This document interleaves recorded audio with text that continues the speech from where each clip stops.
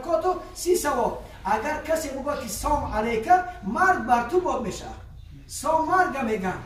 نگو سلام علیکم. بعضیا با تلفنشون گپ میزنن مادرش چی میگه سلام علیکم. مادر تو بمیری، پدر تو بمیری. این برادر السلام علیکم و رحمت الله بگو. السلام علیکم و رحمت الله بگو. یا که سلام علیکم و رحمت الله بگو. بعد حضرت خضر اجاش میخیزه میگه چی خدمت؟ میگه الله سبحانه و تعالی برای امر کرده در پیش تو من تعلیم بگیرم. میگه تو صبر مرا نداری. میگه ان شاء الله صبر میکنم. خب قصه کوتاه همی که در کشتی سوار میشن کشتی را شکستن سر میکنه. میگه برادر همین انسان که به پول ما را سوار کرد چرا کشتی را میشکنی؟ گفت که من ترا گفتم در کاری ما چقه نشم. زمین فرو آمدن وقتی که در راه میرفتن دیدن که یک بچه بازی میکرد. یک بچه را سرش گرفت یک بچه زیبا را. گفت ای برادر تو آدم کش بودستی؟ گفت من ترا گفتم در کاری ما چقه نشم. گفت اگر همین کار چقه شدم ایت جدا میشم. گفت خب موسی رفتن یک دیواری کج بود. دیوار حضرت خضر راست کرد. حضرت موسی علیه السلام گفت برادر این سوره کهف قصهش میکنم. قصه حضرت ذوالقرنین هم همچه میکنن. شما فراموش نکنید ذوالقرنین. خب دو تا ذوالقرنین بود. یک تاش در دوره حضرت ابراهیم گذشته است که مسلمان بود. یک تاش اسکندر مقدونی که این گریک بود، این کافر بود. اسکندر ذوالقرنین در دوره حضرت ابراهیم گذشته است.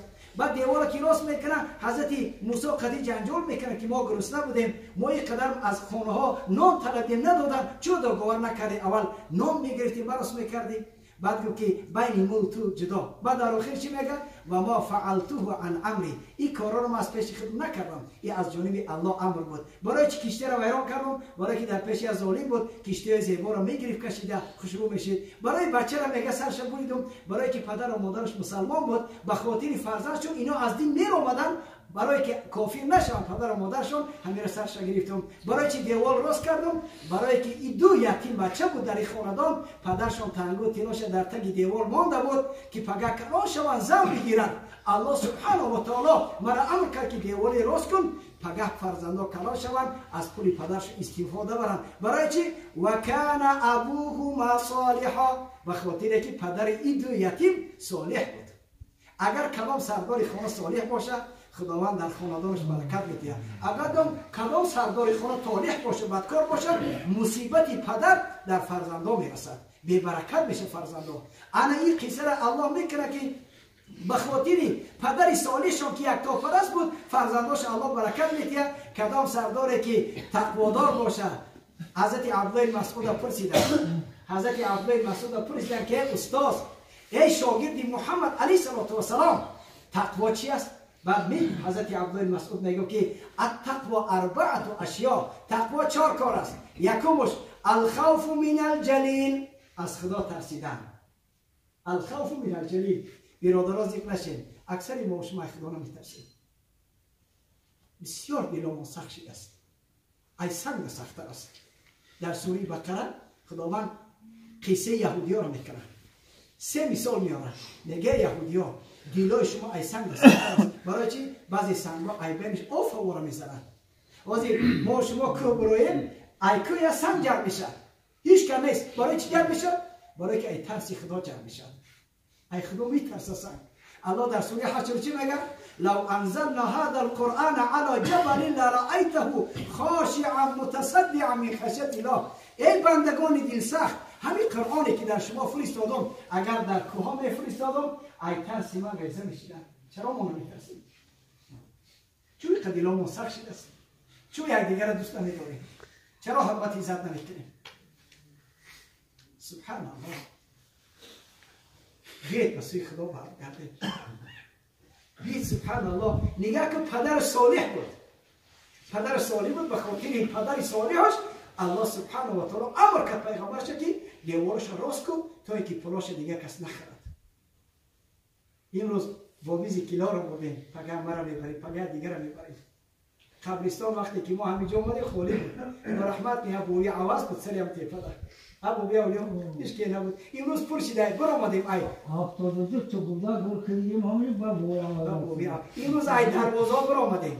برای این سبب قومای عزیز پیغمبر علیه السلام ما و شما رو میدونید چی میگه؟ میگه که ای امتان من اگر بخواهید که خدای ما از شما راضی شود شما اول مرا اطاعت کنید. الله در سوره آل عمران چی میگه؟ قل این کنتم تحبون الله فاتبعونی یحببکم الله و یغفر لکم ذنوبکم. الله شرط گذاشت بگو ای محمد برای بندگان من اگر کسی مرا دوست می‌دارد اول تو اطاعت بکنم و ما وی را دوست می‌دارم و گناهش می‌بخشم. پیغمبر ما محمد علیه السلام از جانب الله رحمت للعالمین بود. آمد ما و شما را چی گفت؟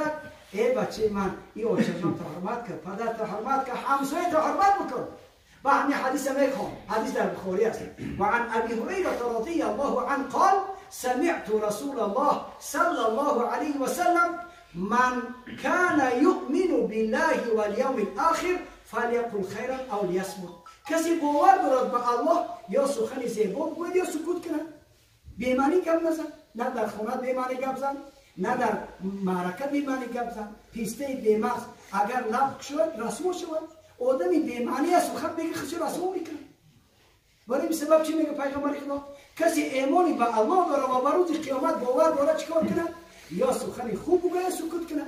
دیگه چی؟ و من کان یؤمن بالله والیوم الاخر فلیکرم ضیفه. کسی به الله باور دارد و کسی به روز قیامت باور دارد مهمانش گرامی بدارد، مهمانش حرمت بکند. سوم چی؟ و من کان یؤمن بالله والیوم الاخر فلیکرم جاره. کسی باور دارد که الله یگانه شریک ندارد و کسی باور روز قیامت الله ما را میخیزاند، ما و شما را میپرسد چی کار کند؟ همسایش احترام کند، همسایش احترام کند. قومای عزیز سیلی رحم کنید، خواهراتون دوست